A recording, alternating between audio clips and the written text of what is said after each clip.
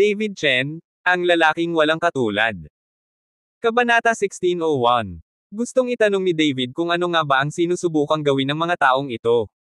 Sa pagkakataong ito, hindi nagsalita si Onojiro, ngunit malamig na sinabi, kapag malapit na ang kamatayan, gusto ko pa ring magtanong tungkol sa napakaraming bagay. Patayin mo sila para sa akin. Malakas na utos ni Onojiro. Palagi niyang nararamdaman na sinasadya ni David na linlangan siya. Sinaksak ng ilang samurai na may mga samurai sword sina David at Humaz. Nang makita ito, si Humazi ay nagmamadaling sumigaw, David, ikaw ay malakas sa katawan at hindi natatakot sa mga espada at sandata, ngunit hindi ko kaya, sinira mo ang pormasayo na ito. Alam ni Humazi na tiyak na masisira ni David ang pormasyong ito. Break it open. Ano ang niloloko mo sa akin? Ito ang pormasayo na itinayo ng sugo ng ating spiritual cauldron spirit sect. Paano mo ito masisira?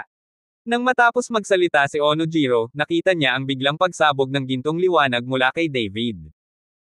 Isang nakakatakot na aura ang lumabas, at ang ilang mga mandirigma na sumugod sa kanila ay agad na pinasabog sa lupa ng nakakatakot na aura.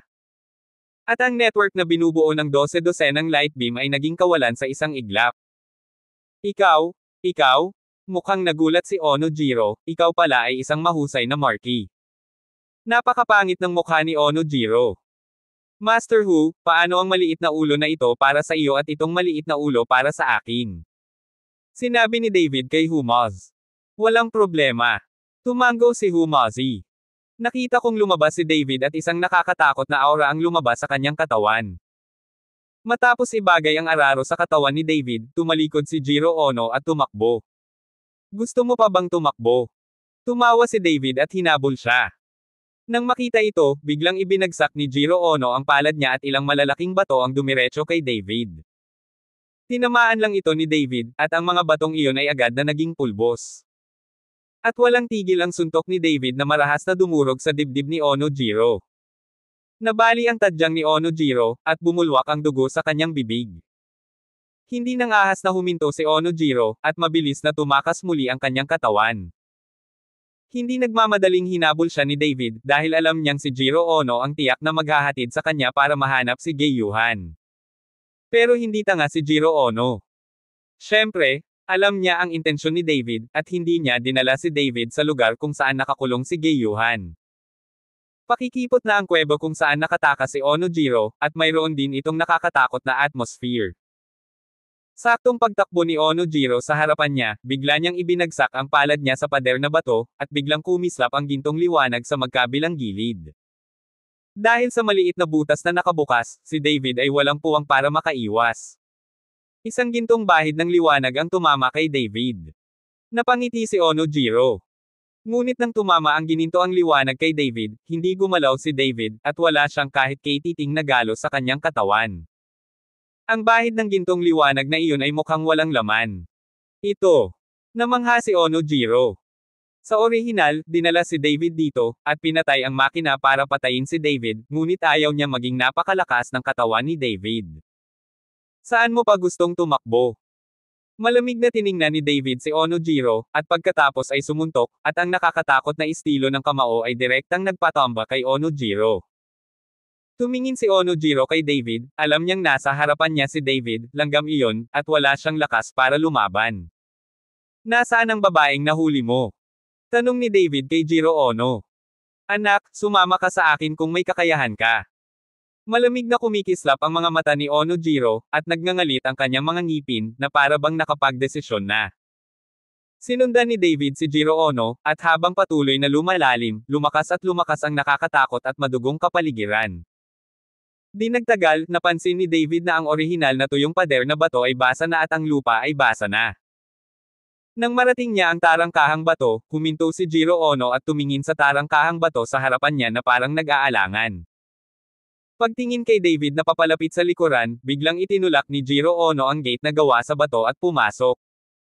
Hindi na nagdalawang isip si David at dirdiretsong pumasok. Ngunit nang pumasok si David sa Simon, napagtanto niya na sa likod nito ay isang napakalawak na bulwagan. At sa gitna ng bulwagan ay isang bilog na altar, isang malaking gagamba sa gitna ang naglalabas ng mga sinulid na sutla, at sa paligid ng malaking gagamba ay isang holo ng mga light ray. May parang silkworm chrysalis na bagay talaga sa stone wall ng lobby. Ang mga bagay na ito ay nakakabit sa isang pader na bato at natatakpan ng mga sinulid na sutla. Hindi inaasahan ni David na may halimaw dito, ngunit kung tutuusin sa laki ng gagamba at sa paghinga nito, malinaw na isa itong halimaw na mataas. Tinatayang ang lakas ay nasa Marquis of Wu o ang Marquis of the Great Wu. Mahalagang malaman na ang mga halimaw ay mas malakas kaysa sa mga tao na may parehong kapangyarihan. Anak, ang lakas ng loob mong sundan ako. Kung bibitawan ko itong Spider Beast, tiyak na mamamatay ka. Pananakot ni Onojiro kay David. Stop talking nonsense, you should let it out. Kung tama ang hula ko, malamang hindi ka pakikinggan ng malaking gagamba na ito, di ba? Kung ilalabas mo, ikaw ang una niyang kakainin. Tumawa si David. Ang pangit ng mukha ni Onojiro, dahil sa tama ng hula ni David. Tumigil ka na, pag pinilit mo ako, mamamatay ako kasama mo. Nilagay ni Onojiro ang kamay sa pader na bato, at parang ang nasa itaas ay ang mata ng magic circle. Tiningnan ni David ang malaking gagamba, naging mainit ang kanyang mga mata, at pagkatapos ay dahan-daang lumabas ang dragon killing sword. Ang gayong halimaw, dapat mong malaman na ang beast pill ay isang bihirang kayamanan. Hindi man ito pinakawalan ni Jiro Ono, hindi pa rin bibitawan ni David ang halimaw na nasa harapan niya. Huwag kang magsalita ng kalokohan, ilabas mo lang kung may kakayahan ka. Handa na si David na harapin ang halimaw. Ako, hinayaan ko talaga. Bahagyang kinilig si Onojiro. Fuck! Ang daming kalokohan. Itinaas ni David ang Dragon Slaying Sword at hinampis si Onojiro gamit ang isang espada. Ang nakakatakot na enerhiya ay umuungal na parang liwanag at lumipad patungo kay Onojiro sa isang iglap. Nang makita ito ni Onojiro, bigla niyang idiniin ang palad niya. Isang malakas na ingay lang, at pagkatapos ay nawala ang mga sinag sa paligid ng Spider Beast, at ang Spider Beast ay umungal at sumugod patungo sa pinakamalapit na Onojiro. Kumalabog. Hinarang ng Spider Beast ang espada ni David at tinamaan ang Spider Beast. Sa isang matalim na tunog, ang Spider Beast ay nasa sakit at umuungal, ngunit hindi nito nasaktan ang Spider Beast. Nang makita ito ni David, medyo pangit ang mukha niya. Kahit na hindi ginamit ng kanyang espada ang lahat ng kapangyarihan nito, hindi man lang nito nasira ang depensa ng Spider Beast. Tumingin ang Spider Beast kay David, ngunit imbes na atakihin si David, ibinuka nito ang bibig at kinagat si Jiro Ono. Nang makita ito ni Onojiro, tumalon siya at saka sinipa ang mala silkworm na bagay na nakakabit sa pader na bato.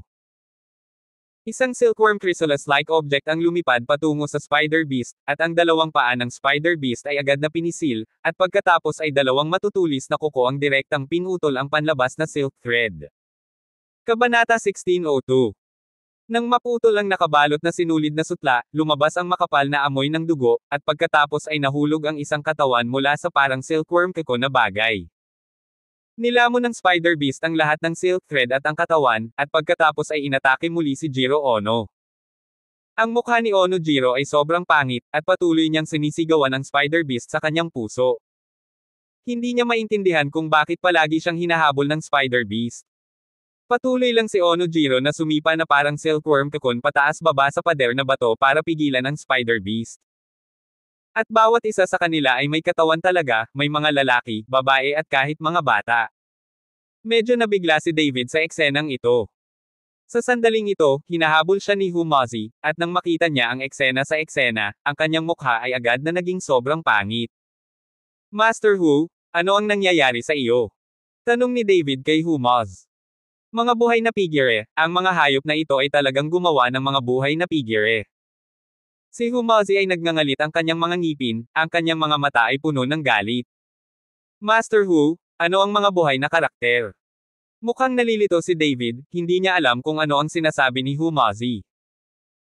Ang mga figure ng mga buhay na tao ay dapat balutin ang mga buhay na tao ng direkta sa seda upang ang mga tao ay mamatay sa gutom, at pagkatapos ay ang mga figure ng mga buhay na tao ay ginagamit upang magpalaki ng mga halimaw. Ang layunin ay hayaan ang mga nabubuhay na tao na alisin ang lahat ng dumi sa kanilang mga katawan upang ang mga halimaw ay gustong kumain ng higit pa. Paliwanag ni Humazi. Nang marinig ito ni David, agad siyang nagalit, at ngayon ay alam niya na ang mga katawan sa loob ay nakabalot na lahat bago sila namatay. Sa sandaling ito, gumagamit pa rin ng buhay na figure si Jiro Ono para maiwasan ang pag-atake ng Spider Beast. Hinampis ito ni David gamit ang kanyang palad, at sa sobrang diin, dumiretso siya kay Jiro Ono. Itinuon ni Ono Jiro ang kanyang atensyon sa Spider Beast, ngunit ngayon ay bigla niyang napansin ang isang nakakatakot na aura na paparating, at si Ono Jiro ay walang oras para umiwas. Boom! Nakarinig ng nakakabinging tunog, nawala si Jiro Ono nang walang kurap, at diretsyong binugbog siya ni David hanggang abo. Nang mawala ng target ang Spider Beast, agad nitong ibinaling ang atensyon kay David. Tila alam ng Spider Beast na medyo mataas ang lakas ng taong nasa harapan niya, kaya hindi ito dumiretso, ngunit sa isang iglap ay tumalsik ng ilang sinulid na sutla, at pagkatapos ay ginulo si David at Humaz. Nang makita ito, itinaas ni David ang Dragon Killing Sword sa kanyang kamay palabas, pinutol ang mga sinulid na iyon sa isang iglap, at pagkatapos ay nilaslas ang espada patungo sa Spider Beast. Naramdaman ng panganib ng Spider Beast, paulit-ulit na umatras ang figure nito, at pagkatapos ay ang dalawang kuko nito sa harap, na matutulis na parang kutsilyo, ay humampis kay David ng walang tigil na enerhiya. Kalampag-kalampag. Hinawakan ni David ang Dragon Slaying Sword sa kanyang kamay, at agad nitong hinarangan ang mga pag-atake ng enerhiya, at pagkatapos ay mabangis na sinaksak ang Dragon Slaying Sword sa katawan ng Spider Beast. Puff! Damaloy ang madilim na berdeng dugo, at ang nakamamatay na espada ni David's Dragon ay tumagos sa katawan ng Spider Beast, ngunit ang distansya ng pagtagos ay napakaliit, at maaari lamang itong makalusot sa depensa ng Spider Beast. Nagulat si David, ito ang kanyang buong suntok, ngunit hindi niya inaasahan na nasira lang niya ang depensa ng Spider Beast na ito. Ang nasugatang Spider Beast ay umungal, pagkatapos ay ibinuka ang dagwang bibig at direktang kinagat si David. Kasabay nito, kontrolado ng mga kuko ng Spider Beast ang Dragon Slaying Sword ni David. Nang makita ito, gusto ni David na bunutin ang Dragon Slaying Sword, ngunit nalaman niyang ginabayan ng mga kuko ng Spider Beast ang Dragon Slaying Sword, kaya bigla siyang umatras at iniwasan ang pag-atake ng Spider Beast, ngunit sa parehong oras ay umatras siya. Bitawan mo ang Dragon Slaying Sword. David, huwag kang mag-away dito, labas tayo, konti lang ang space dito. Sabi ni Humazi kay David. Upang labanan ang mga naturang monsters, kailangan mong samantalahin ang bilis. Ang ganitong malalaking halimaw ay karaniwang hindi masyadong mabilis.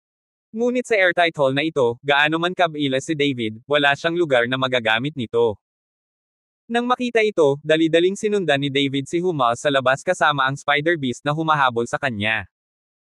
Dahil sa maliit na kuweba, ang katawan ng gagamba ay patuloy na tumatama sa pader na bato, dahilan upang lumipad ang mga bato at yumanig ang buong bundok. Master Hu, pumunta ka kay Yuhan at iligtas siya. Nang makita ito, nagmamadaling sinabi ni David kay Humaz. Kung gumuho ang buong bundok na ito at maiiwan si Yuhan, tiyak na mamamatay siya. Tumango si Humazi at pagkatapos ay agad na nawala sa sanggang bahagi ng kalsada. Desperadong tumatakbo si David palabas nang habulin siya ng Spider Beast. Ang ilang mandirigma sa isla, na walang kamalayan sa nangyayari, ay direktang itinuring na merienda ng Spider Beast. Ang pasukan sa butas ay nasa harap niya, si David ay tumalon at sumugod palabas, at ang Spider Beast ay sumugod din palabas. Ang orihinal na butas ay nasuntok sa isang malaking butas ng hindi oras. Sa sandaling sumugod ang hayop na gagamba, iniluwan nito ang ilang sinulid na sutla, na direktang pumipigil kay David, at pagkatapos ay ibinuka ang dagwang bibig at lumakad patungo kay David. Ang katawan ni David ay kumislap ng gintong liwanag, at bigla niyang pinunit ang sinulid na seda. Napatitig ang kanyang mga mata sa Spider Beast, at nakita niya ang Dragon Killing Sword sa Spider Beast, na nakadikit pa rin sa kanyang katawan. Bumalik. Hinawakan ni David ang Dragon Slaying Sword, at sa sandaling ibuka ng Spider Beast ang bibig nito at kinagat ito, inihagis ni David ang Dragon Slaying Sword sa bibig ng Spider Beast, at agad na sinuportahan ng Dragon Slaying Sword ang bibig ng Spider. Hayop! Desperado na sinubukan ng Spider Beast na alisin ang Dragon Slaying Sword, ngunit nakakalungkot na ang Dragon Slaying Sword ay tumagos ng malalim sa itaas na panga at hindi na maitatapon. Bukod dito, ang Dragon Slaying Sword ay napakatigas, gaano man kaitigas ang Spider Beast, hindi nito mababasag ang Dragon Slaying Sword.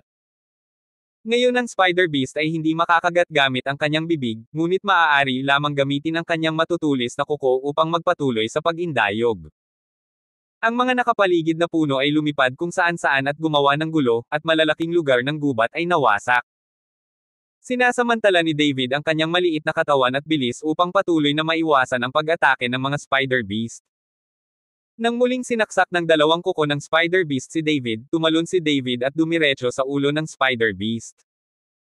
Pagkatapos, isang gininto ang liwanag ang kumislap sa kamao ni David, at ang kapangyarihan ng dragon ay patuloy na nagpala sa kanya, at hinampas niya ang ulo ng gagamba sa isang suntok. Ang suntok na ito ay puno ng 10,000 libra. Boom! Sa isang malakas na tunog, naramdaman na lamang ni David na namamanhid ang kanyang kamay, ngunit sa pagtingin sa hayop na gagamba, hindi man lang siya nasaktan, pinilipit lang niya ang kanyang katawan sa sakit, na parang gusto niyang itapon si David. Sinamantala ni David ang pagkakataon na mahigpit na hawakan ang balahibo ng Spider Beast, kontrolin ang katawan, at dinurog itong muli. Bang bang bang! Naghagi si David ng higit sa 10 sunod-sunod na pitch. Kahit na nakaramdam ng sakit ang Spider Beast, hindi nito mapipinsala ang Spider Beast. Sa kabaligtaran, ang sariling kamay ni David ay walang intuition sa oras na ito. Ang kapangyarihan ng dragon ay patuloy na humihina, kaya medyo nababalisa si David. Hindi niya inaasahan na ganoon kalakas ang depensa ng Spider Beast na ito. Marahas na niyugyug ng Spider Beast ang katawan nito, ngunit hindi nito maitapon si David sa katawan nito, kaya nagsimula itong bumagsak sa bundok ng baliw. Boom! Ang malaking hayop ng gagamba ay bumagsak sa bundok, niyanig sandali ang bundok, at lumipad ang mga bato. Natigilan si David, ngunit mahigpit pa ring nakakuyom ang kanyang mga kamay. Boom! Isa pang matinding suntok, bumagsak ang bato, at ang hayop na gagamba na ito ay nahulog sa kalahati sa buong bundok. Ang hindi nasaktan na gininto ang katawan ni David ay itinulak sa sukdulan, at hindi siya natakot sa mga batong iyon, ngunit ang napakalaking epekto ng Spider Beast na ito ay naging dahilan upang hindi makontrol ni David ang kanyang katawan. Kung ito ay nahulog mula sa isang Spider Beast, ito ay magiging mahirap na tumalon. Ngunit kahit sa katawan ng isang Spider Beast, hindi makapagsimula si David. Kabanata 1603. Nang medyo nabigla si David, si Gayuhan, na nakasuot ng puti, ay biglang natamba, parang diwata, at huminto sa harap ng Spider Beast. Ang Spider Beast, na baliw na sa mga sandaling ito, ay agad na inihampas ang malasayd na kuko nito kay Gayuhan matapos makita si Gayuhan. Ngunit hindi nakapagtago si Gayuhan, ngunit tahimik na tumingin sa Spider Beast at kumanta ng kung ano sa kanyang bibig. Ang sunod-sunod na tunog, tulad ng tunog ng kalikasan, ay maaaring agad na gawing komportable ang mga tao, at ang manik na estado ng pag-iisip ay maaaring agad na kumalma. Ang Spider Beast na orihinal na umatake kay Gayuhan ay biglang tumigil sa matutulis nitong kuko at tumingin ng diretso kay Gayuhan. At nang matapos kumanta si Gayuhan, humakbang siya at sinimulan ang paghaplos sa ulo ng Spider Beast. Sa ganitong malapit, hindi man lang inatake ng Spider Beast si Gayuhan at hinayaang hawakan ito ni Gayuhan. Mr. Chen, umalis ka at alisin mo ang iyong espada sa bibig nito. Sabi ni Gayuhan kay David, na nakahiga sa ibabaw ng Spider Beast. Nagtatakang tumingin si David kay Gayuhan, kung tatanggalin mo ang espada, baka lumunin ka nito. Hindi, ito ang animal control, sinaunang animal control, nakakamangha. Sa sandaling ito, tumangala si Humazi at tuwang-tuwa na sumigaw. Mukhang nalilito si David. Hindi niya naiintindihan kung ano ang animal control technique, ngunit naniniwala pa rin siya kay Gayuhan at kinuha ang Dragon Slaying Sword mula sa bibig ng Spider Beast. Marahang hinaplos ni Gayuhan ang ulo ng Spider Beast, at pagkatapos ay binalot ng mahinang liwanag ang Spider Beast. Hindi nagtagal ay lumiit ang katawan ng Spider Beast at kalaunan ay naging isang maliit na gagamba na kasing laki ng hinlalaki. Namangha si David nang makita niya ang lahat sa harapan niya. Nakahanap si Gayuhan ng isang bote, inilagay ang Spider Beast, at pagkatapos ay inilagay sa kanyang bulsa. Sa pagkakataong ito, lumapit din si Humazi at tumingin kay Gayuhan na may pananibik at paghanga sa kanyang mukha, "Girl, ikaw. Alam mo ang isang sinaunang sining ng pagkontrol ng hayop, maaari mo ba akong turuan?" Tumingin si Gayuhan kay Humaz at saka umiling, "Hindi ko kaya." Nang marinig ito ni Humazi, medyo hindi siya nasisiyahan, "Ikaw babae, iniligtas kita, at ako ang iyong tagapagligtas. Hindi naman sa hindi ako nagtuturo nito, pero hindi mo talaga ito matututuhan. Dapat malinis ang puso mo para matuto ng animal control. Ako ang banal na dalaga ng Guanghan Palace. Natututo akong kontrolin ang hayop, ngunit hindi mo ito matututunan dahil puno ka ng mga babae. Ang mga salita ni Gayuhan ay agad na nagpapula sa nalilitong mukha ni Humaz.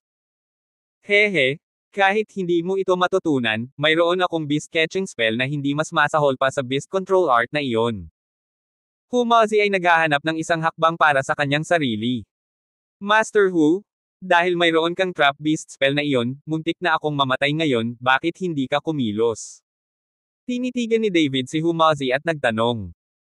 Pwede bang magbiro ka, paano ka, ang anak ng isang mahalagang dragon, ang tunay na katawan ng gintong dragon, ay makababa. Kahit kainin ka ng halimaw na iyon, hindi mo ibababa ang telepono. Mabilis na nagpaliwanag si Humazi. Okay, huwag mo akong purihin. Pagkatapos magsalita ni David, tumingin siya kay Gayuhan at sinabing, Yuhan, maaari mo ba akong turuan ng sining ng pagkontrol sa mga hayop? Kapag nasakop ko na ang makalangit na halimaw, hindi na ako magagapi sa mundo. Inilibot ni Gayuhan ang kanyang mga mata kay David, anong uri ng panaginip ang gusto mo? Bagamat ang pamamaraan ng pagkontrol ng hayop na ito ay makapangyarihan, maaari lamang nitong talunin ang mga halimaw na kanyang sariling lakas o mas mahina. Imposibleng paamuhin ang mga high-level monsters. Saglit na natigilan si David, at pagkatapos ay sinabing nalilito, natatakot ako na nalampasan ng hayop na gagamba na ito ang lakas ni Dawao ngayon, kaya paano mo ito natalo? Alam ni David na ang lakas ni Gayuhan ay limitado, at ngayon ito ay lakas lamang ng Great Marquis. Ang lakas ng Spider Beast na ito ay hindi mataas, at ang pinakamataas ay nasa unang bahagi lamang ng Doho. Sabi ni Gayuhan. Imposible, absolutely impossible. Muntik na akong kainin ng Spider Beast na ito ngayon lang. Hindi kaya ako makakaligtas sa isang halimaw na may lakas lamang ng isang Great Marquis sa mga unang yugto. Hindi makapaniwala si David, siya na ngayon ang lakas ng isang third class na Doho, paanong hindi niya kayang harapin ang mga halimaw ng sinaunang Doho. Ngumiti si Gayuhan, ang bawat halimaw ay may kani-kanyang kahinaan at kalakasan. Ang Spider Beast na ito ay may partikular na malakas na depensa, kaya dapat mong labanan ito. Kung inatake mo ang buntot nito sa sandaling ito ay umiikot na seda, matagal na itong pinatay. Nang marinig iyon ni David, hindi siya nakaimik dahil hindi niya talaga maintindihan ang mga katangian ng mga halimaw na ito, at tila kailangan pa niyang mag-aral sa hinaharap. Habang tinitingnan niya ang gumuhong kuweba at iniisip na ang mga tao ay ginagawang buhay ng mga tao, ang puso ni David ay napuno ng puot at layuning pumatay. Itong mga balimatards, babayaran ko sila.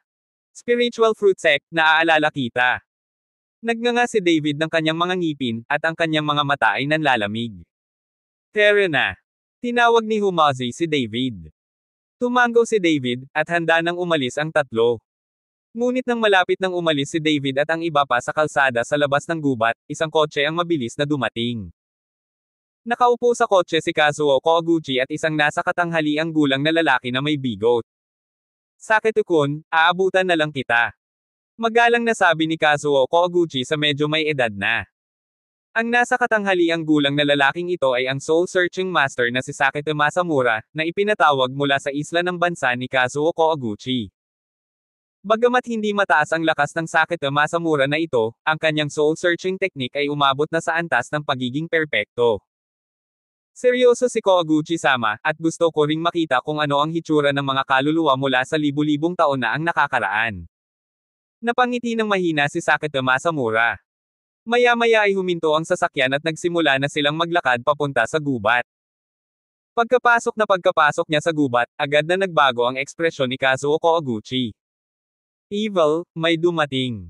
Sumimangot si Kazuo Koguchi at saka mabilis na tumakbo pasulong. Sumunod si Sakete Masamura sa likuran. At aalis na sana si David at silang tatlo nang bigla nilang naramdaman ang isang napakadelikadong aura na paparating sa kanila.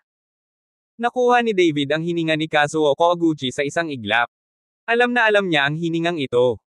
Kung gayon ay nandito na si Kazuo Koguchi, kailangan nating umalis ng mabilis. Nang matapos magsalita si David, diretso siyang umiba ng direksyon, imbes na maglakad sa labas ng gubat, tumakbo siya patungo sa kailaliman ng gubat. Nang dalhin ni Kazuo Koguchi si Sakete sa base ni Masamura, hindi siya nakaimik. Nakita niya ang maraming katawan sa lupa, at gumuho ang bundok na sinira ang buong base. Tanga! Umungol si Kazuo Koguchi at sa kabahagyang pumikit, naramdaman ang hininga sa paligid niya. Hindi nagtagal ay bumukas ang kanyang mga mata, pasulong, habulin. Napuno ng galit ang mga mata ni Kazuo Koguchi, at sinimulan niyang habulin si David at ang iba pa. Si David at ang iba ay tumakbo, at hinabol siya ni Kazuo Koguchi. Hindi ko alam kung gaano kalayo ang tinakbo ko, pero kumagat ng malakas si Kazuo Koguchi. Master Hu, patakbuhin si Yuha sa ibang direksyon, at aakayin ko si Kazuo Koguchi palayo. Sinabi ni David kay Humaz. David, kaya mo ba mag-isa? Mukhang hindi mahina ang lakas ni Kazuo Koguchi. Tanong ni Humazi kay David. Oo, napakalakas ng Koguchi Kazuo na iyon. Tinatayang sa huling yugto ng Doho, hindi ako ang magiging kalaban niya. Sabi din ni Geiyuhan. Ayos lang, tatakbo ako ng mabilis, basta hindi niya ako maabutin, ayos lang ako, kung hindi, maya-maya lang ay mahuli tayo niya. Alam ni David na kapag tumakbo silang tatlo ng ganito, maya-maya ay mahuhuli sila, at tinatayang wala nang makakatakas noon. Hanggat ligtas sina Humazi at Geiyuhan, magagamit ni David ang speed advantage para makatakas. Well, you need to be more careful yourself, magkikita tayo sa bayan. Nang matapos magsalita si Humazi, aalis na sana siya kasama si Geiyuhan. Kabanata 1604. Sandali lang. Si Geiyuhan ay naglabas ng isang maliit na bote mula sa kanyang bulsa at ibinigay ito kay David. Kung may panganib, ang Spider Beast na ito ay makakatulong sa iyo na labanan ito. Pagkatapos ay sinabi ni Geiyuhan kay David ang dalawang spells at pagkatapos ay umalis kasama si Humaz. Inilagay ni David ang maliit na bote sa kanyang bulsa, sadyang inilantad ang kanyang hininga, at nagsimulang tumakbo sa kabilang direksyon. Pinangunahan ni Kazuo Koguchi si Nosakata Masamura sa pagtugis at sa wakas ay nahuli si David sa burol. Siyempre, anak mo yan. Sa pagtingin kay David sa kanyang harapan, ang mga mata ni Kazuo Koguchi ay puno ng layuning pagpatay, at ngayon lang niya naramdaman na ang hininga ay kay David. Pinatay ni David si Jun Watanabe, at ngayong nasira na nila ang kanilang sekretong base, hinding-hindi siya pababayaan ni Kazuo Koguchi.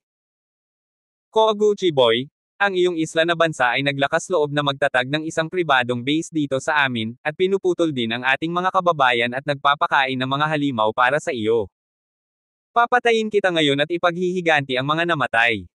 Sigaw ni David kay Kazuo Koguchi. Haha, hindi ka ba nakakatuwa? Kaya mo ba akong patayin mag-isa? Tumawa si Kazuo Koguchi, hindi niya gusto si David kahit kaunti. Pwede bang patayin ka nito, subukan mo, at malalaman mo. Ang katawan ni David ay nagsimulang lumiwanag sa ginintoang liwanag, at ang buo na ginintoang katawan ay naging aktibo, at ang kanyang katawan ay agad na natatakpan ng mga kaliskis. Kasabay nito, may hawak na maliit na bote si David at akmang bibitawan na ang Spider Beast. Hanggat saglit na hinaranggan ng Spider Beast si Kazuo Koguchi, makakatakas siya. Hindi tanga si David para labanan si Kazuo Koguchi. Hindi mahalaga sa mga tuntunin ng lakas o bilang, si David ay walang kalamangan. Hindi ako makasarili. Malamig na sumangot si Kazuo Koguchi, at pagkatapos ay nagsimulang tumaas ang hininga sa kanyang katawan, at pagkatapos ay babarilan na ng palad si David. Magsisimula na sana si Kazuo Koguchi, ngunit pinigilan siya ni Sakete Masamura. Mr. Koguchi, huwag mo siyang patayin, napakalakas ng kaluluwa ng taong ito, kung maaalis natin ang kanyang kaluluwa at makontrol ito, magkakaroon tayo ng ating pangalawang commander. Kontrolin. Nang marinig ito ni Kazuo Koguchi, bahagya siyang tumango at saka pigil ang hininga gamit ang kanyang katawan. Sakete-kun, kung gayon kailangan kong magtrabaho para sa iyo. Sabi ni Kazuo Koguchi. Koguchi-sama, tingnan mo lang ako. Sabi ni Sakete Masamura, humakbang ng dalawang hakbang patungo kay David, at pagkatapos ay tumawa, anak, kung masunurin kang makikipagtulungan, maiiwasan mo ang sakit ng pagkakamot ng iyong mga buto at pagkain ng iyong puso, naiintindihan mo ba? Tumingin si David kay Nosakata Masamura at walang lakas, kaya malamig siyang ngumiti, nakikipagtulungan ako sa iyong ina, at gusto mo pa rin akong hulihin batay sa iyong lakas. Anak, wag kang masungit, malalaman mo din saglit. Nang matapos magsalita si Sakete Masamura, nagsimulang lumitaw ang itim na ambon sa kanyang buong katawan, at pagkatapos ay naging anino ang itim na ambon at agad na pinalibutan si David. Sa sandaling dumampi ang itim na anino kay David, dumiretso ito sa katawan ni David. Kaagad, nagulat si David saglit, at agad na dumilat ang kanyang mga mata. Nang makita ang eksenang ito, isang malabong ngiti ang lumitaw sa bibig ni Sakete Masamura. At gulat na sinabi ni Kazuo Koguchi, Sakete-kun, ang iyong diskarte sa paghahanap ng kaluluwa ay lumalakas at lumalakas. Hahaha, nanalo ng award si Koguchi-sama, kaya normal lang. Tumawa si Sakete Masamura. Hindi nagtagal, nagsimulang lumitaw ang itim na ambon sa katawan ni David, at pagkatapos ay isang anino ang dahan-daang umalis sa katawan ni David, at isang figure na halos kalahating metro lang ang taas ay umalis din sa katawan ni David. Ang karakter na ito ay kaluluwa ni David. Lalong tumawa sina Sakete Masamura at Koguchi Kazuo matapos makita ang kaluluwa ni David na lumabas sa kanyang katawan at lumabas. Ngunit pagkatapos lamang na makatakas ang kaluluwa ni David mula sa kanyang katawan, isang gintong liwanag ang biglang kumislap mula sa kanyang katawan, at pagkatapos ay naging isang maliit na gintong lalaki. Nang makita ang eksenang ito, si Sakete Masamura at Koguchi Kazuo ay natigilan saglit, at hindi pa sila nagre-react. Nakita ko ang kaluluwa ni David na dinurog ng suntok at agad na tumama sa itim na anino ni Sakete Masamura. Stupid idiot, 2 beses mo lang akong gustong kontrolin. Hinawakan ng kaluluwa ni David ang anino ni Sakete Masamura at dinurog ito ng isang suntok. Ang liwanag na nagmumula sa kaluluwa ni David ay hindi nakapagbukas ng kanilang mga mata, na nagpakita ng kapangyarihan ng kaluluwa ni David. Masyadong malakas. Si Sakete Masamura ay tumingin ng may pagtataka, at pagkatapos ay bumulwak ang isang subo ng itim na dugo. Naramdaman na lamang niya na ang kanyang kaluluwa ay napunit, at wala siyang lakas na lumaban. Boom! Muling natamba ang kaluluwa ni David, at ang anino ay direktang natamba, at tiniis ni Sakete Masamura ang matinding sakit, biglang ibinuka ang kanyang bibig, at sinipsip ang anino pabalik sa kanyang katawan. Nang tumingin si Sakete Masamura kay David sa sandaling ito, puno ng takot ang kanyang mga mata. At sumimangot si Kazuo Koguchi. Hindi niya inasahan na si David ay may ganoong nakakatakot na kaluluwa bukod pa sa kanyang pisikal na lakas. Kahit na ang soul-searching master soul-searching technique ay hindi makakatulong kay David. Sa sandaling ito, pumasok din ang kaluluwa ni David sa katawan at nakangiting sinabi, sa maliit na kakayahan na ito, umuwi na tayo at kumain ng gatas. Galit na galit si Sakete Masamura kaya nagbuga siya ng isa pang subo ng dugo. At si Kazuo Koguchi ay nabahan ng dugo, at ang hininga ng kanyang katawan ay patuloy na tumataas. Anak, gusto kong mamatay ka ngayon. Biglang may samurai sword si Kazuo Koguchi sa kanyang kamay. Ang samurai sword na ito ay mukhang napakasimple, at ang talim ay may nakakatakot na hininga. Kaagad pagkatapos ipihit ni Kazuo Koguchi ang kanyang pulso, ang samurai sword sa kanyang kamay ay lumapit kay David sa napakabilis na bilis. Dumiretso ang matalas na talim kay David at sa isang iglap ay nakarating sa harapan ni David. Paulit-ulit na umatras si David, at saka mabilis na tumakbo patungo sa malayo. Hindi ka makakatakas. Malamig na sumingot si Kazuo Koguchi at saka hinabol si David. Nang makita ito ni David, walang pag-aalinlangan niyang inihagis ang maliit na bote mula sa kanyang kamay, at saka sumigaw ng spell sa kanyang bibig. Boom! Sa isang malakas na putok, agad na nabasag ng Spider Beast ang bote at mabilis na lumaki. Nang makita ang Spider Beast sa kanyang harapan, tumigil si Kazuo Koguchi sa isang iglap. Kainin mo siya. Nagutos si David na pakawalan ng Spider Beast patungo kay Kazuo Koguchi. Si David mismo ay tumalikod at nagpatuloy sa pagtakbo. Gusto niyang samantalahin ang pagkakataong ito para makatakas sa pagtugis ni Kazuo Koguchi. Pinalaki natin ang halimaw na ito, at gusto mo pa rin akong pigilan. Malamig na sumingot si Kazuo Koguchi, at pagkatapos ay tumalo ng mataas ang kanyang katawan. Pagkatapos, habang hawak ang isang alon ng samurai sword, marahas niyang nilaslas ang buntot ng Spider Beast. Nang makita ito, lubos na alam ni Kazuo Koguchi ang kahinaan ng Spider Beast na ito. Boom! Gamit ang kutsilyong ito, agad na naputol ang buntot ng Spider Beast, at pagkatapos ay sumabog ang katawan. Pinugutan ni Kazuo Koguchi ang isang malaking Spider Beast. Nang makita ang eksenang ito, natahimik si David sandali. Pagkatapos ng pagsabog, isang berdeng hiya sa loob ng hindi kumpletong katawan ng Spider Beast ang nagbuga ng liwanag. Hayop Dan. Nakita ni David ang Spider Beast Pill sa isang sulyap. Kasabay nito, natagpuan din ito ni Kazuo Koguchi at magpapatuloy at kukunin ang Beast Pill. Si David, na orihinal na nakatakas, ay tumingin sa Spider Beast Pill at nakaramdam ng pag-aatubili na humiwalay dito. Ito ay isang Beast Pill na may kapangyarihan ng isang dakilang marquee monster. Baka ang Beast Pill na ito ay makapagpapasulong kay David sa maliit na mundo. Sa pag-iisip nito, nagngangalit si David, direktang kinuha ang Dragon Slaying Sword, at nilaslas ito patungo kay Kazuo Koguchi. Hindi inaasahan ni Kazuo Koguchi na maglakas loob si David na lumiko at umatake, at nahuli siya. Good boy, ang lakas ng loob mong tumalikod. Napakalungkot ng mukha ni Kazuo Koguchi. Hindi siya pinansin ni David, ngunit mabilis na lumipat patungo sa tableta ng hayop. Sa pagkakataong ito, naunawaan ni Kazuo Koguchi na desperado na si David dahil gusto niyang makuha ang Beast Pill. Kabanata 1605. Hindi pinayagan ni Kazuo Koguchi si David na makuha ang Beast Pill, ang samurai sword sa kanyang kamay ay kumislap muli, at pagkatapos ay ang kanyang kanang kamay ay patuloy na dumudulas, at isang matalim na gilid pagkatapos ng isa pang putok patungo kay David.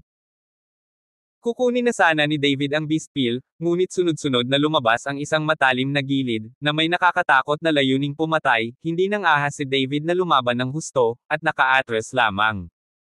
Bang bang bang. Sunod-sunod, ang gilid ay patuloy na sumabog sa paligid ni David, ang mga nakapalibot na bato ay lumipad kung saan-saan, at may malalalim na bangin sa lupa. Sa pagtingin sa kaguluhan sa eksena, si David ay natakot saglit, ngunit sa kabutihang palad ay hindi niya nalabanan ang pag-atake ni Kazuo Koguchi upang makuha ang Beast Pill, kung hindi ay namatay na siya. Ngayon, itong Beast Pill, magpapasya ako. Tiningnan ni David ang Beast Pill at biglang iwinagayway ang Dragon Slaying Sword sa kanyang kamay. Isang gintong liwanag ang agad na bumaril sa kalangitan at pagkatapos ay tumama patungo kay Kazuo Koguchi. Sabay takbo ni David patungo sa Beast Pill. Lampas sa sarili mong lakas. Malamig na sumengot si Kazuo Koguchi, at ang samurai sword sa kanyang kamay ay mabilis na umindayog. Ang liwanag ng espada na inihampas ni David ay agad na nawala, at pagkatapos ay isang dosenang hugis gasoklay na talim ang biglang lumitaw sa harap ni David. Ang talim ay napakatalas, at mayroon itong nakakatakot na hininga. Nang makita ito, hindi nang ahas si David na humakbang pasulong, at mabilis na umatras ang kanyang katawan. Gayunpaman, ang bilis ng mga talim na ito ay napakabilis, at nilamon nila si David sa isang iglap.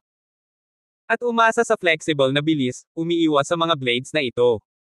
Brush brush. Ang talim ng kutsilyo ay sunod-sunod na tumama sa katawan ni David. Sa sandaling ito, maraming butas at punit-punit ang damit ni David. At ang mga piraso ng gintong kaliskis ay kinalkal at pagkatapos ay sumangga sa manipis na hangin. Bagaman ang hindi napinsalang gininto ang katawan ay nagpoprotekta sa katawan, si David ay mayroon pa ring maraming sugat sa kanyang katawan, at ang hindi napinsalang gininto ang katawan sa kanyang katawan ay hindi rin kumpleto. Tiningnan ni David ang mga sugat sa kanyang katawan na may seryosong ekspresyon, napakabilis ng bilis, kakaiba talaga ang swordplay ng lalaking ito. Nang makita na si David ay punit-punit at nasugatan, itinaas ni Kazuo Koguchi ang gilid ng kanyang bibig, sinabi ko lang iyan dahil hindi mo naman talaga ako kalaban, at ang talino ko sa espada ay napakatalino, ngunit hindi si Watanabe Jun. Maihahambing ang tanga na iyon. Ngayon ay masunurin mong ibibigay ang iyong kaluluwa, may iligtas kita mula sa sakit ng laman at dugo, kung hindi ay mas masahol ka pa sa kamatayan. I control your mother. I own your mother, gusto mo ba yon? Kahit na iniisip ni David kung paano makukuha ang Beast Pill at makatakas sa sandaling ito, hindi siya nagpakita ng anumang kahinaan.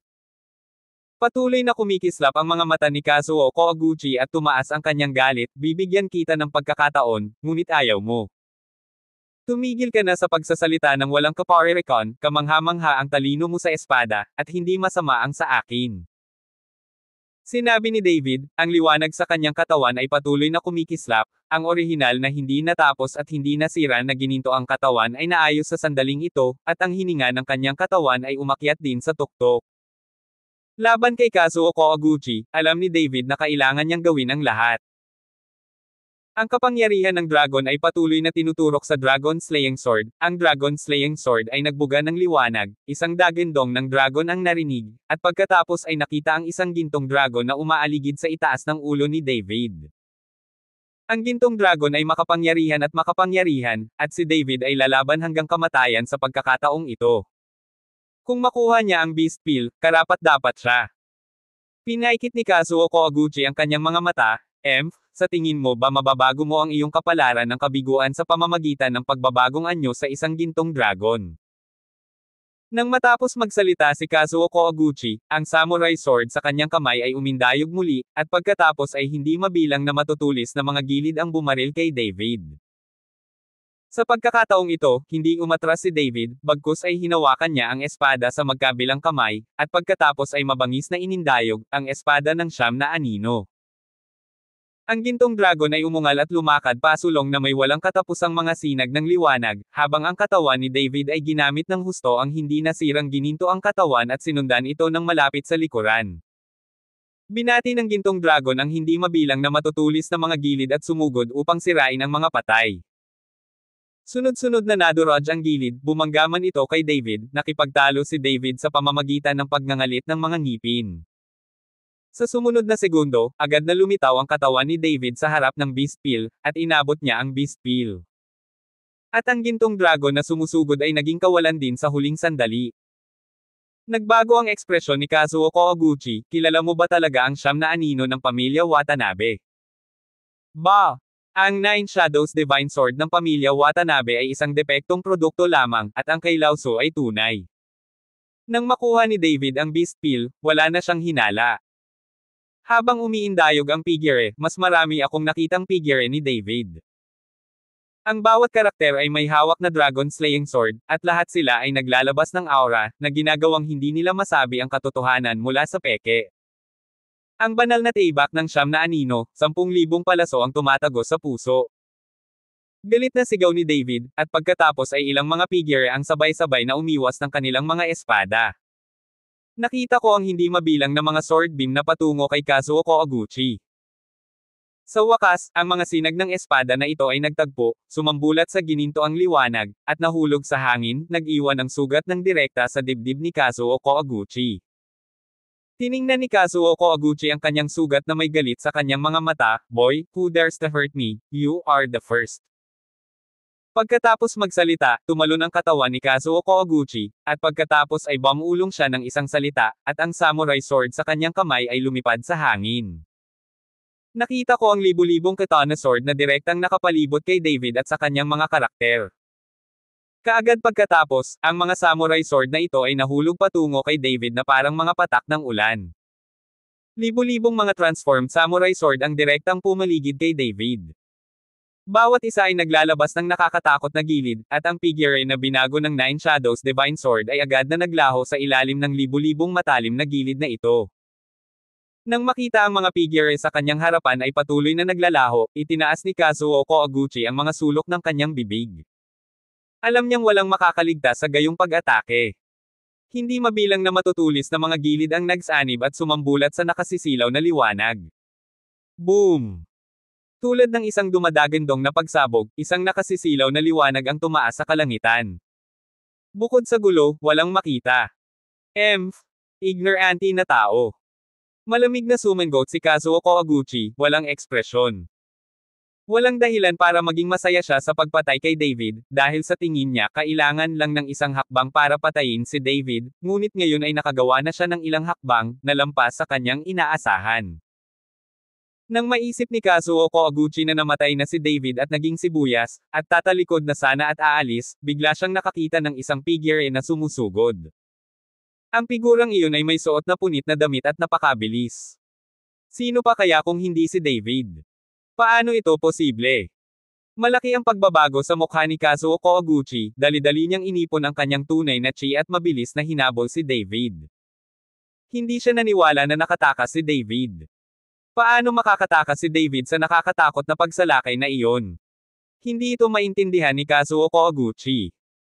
Maya-maya ay lumapit si Kazuo Koguchi sa likuran ni David, na sinundan ng isang samurai sword sa kanyang kamay, na humahampas kay David ng marahas.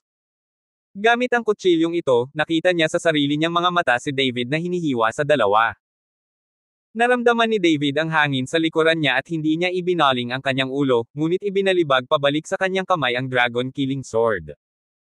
Sa ilalim ng kontrol ng isip ni David, direktang hinarang ng dragon slaying sword ang kutsilyo mula kay Kazuo Koguchi. Klang! Tumilapon ang apoy, at ang taybak na pumapatay ng dragon ay direktang natomba, at tumalon si David upang suluhin ang taybak na pumapatay ng dragon.